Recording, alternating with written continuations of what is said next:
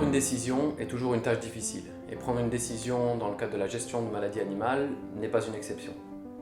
L'épidémiologie est une discipline scientifique dont l'objectif est de comprendre quels sont les facteurs qui influencent la distribution des maladies dans les populations, de manière à ce que les décideurs politiques puissent prendre des décisions basées sur des preuves scientifiques.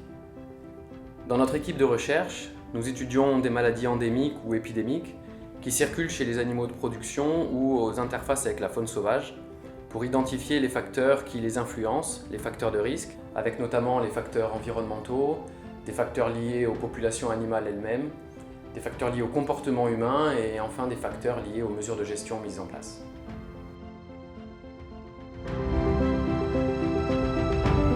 To improve our understanding of infectious disease distribution and spread, we can turn to the utility of mathematical modeling. We use mathematical models to elucidate the underlying infection dynamics of historical epidemics and quantify the relative contribution of different transmission routes. In doing so, we gain invaluable insights into the complex mechanisms that drive outbreaks for high-impact diseases, notably African swine fever and high pathogenicity avian influenza. We also use mathematical models to simulate different scenarios of disease management in order to compare the effectiveness of different strategies of surveillance, prevention, and intervention. These outcomes provide evidence-based recommendations to guide decision makers in implementing the best measures to safeguard public health and animal welfare.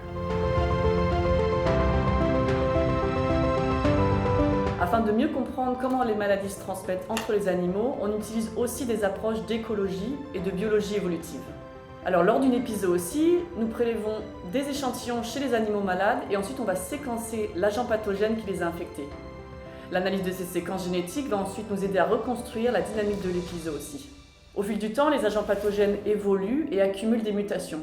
Et si ces mutations surviennent assez fréquemment sur une courte période, on peut ensuite obtenir une excellente approximation de l'origine de l'infection, de qui a infecté qui, en analysant les différences entre ces séquences.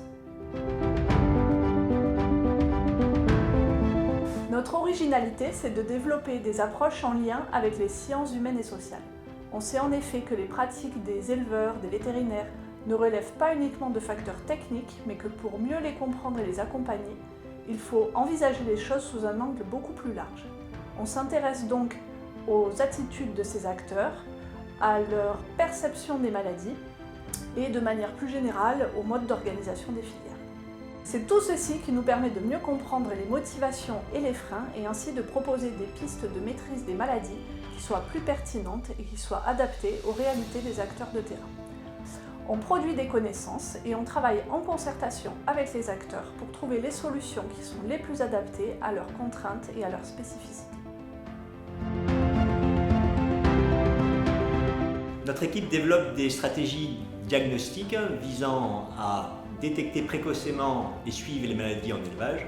Ces stratégies reposent sur des observations faites sur le terrain, mais aussi l'exploitation de résultats d'examens biologiques, l'analyse de risques et la compilation de l'ensemble de ces informations à travers la modélisation statistique permet d'obtenir et d'évaluer des stratégies diagnostiques différentes qui servent en élevage.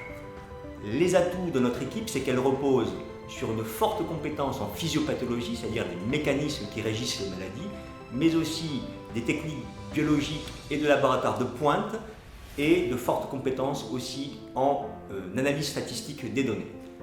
Un autre atout, c'est que nous nous basons sur un énorme réseau sur le terrain, que ce soit des vétérinaires, des techniciens d'élevage, des conseillers d'élevage, ce qui nous permet d'aller recueillir l'information là où elle est, c'est-à-dire au plus près des animaux et au plus près des éleveurs.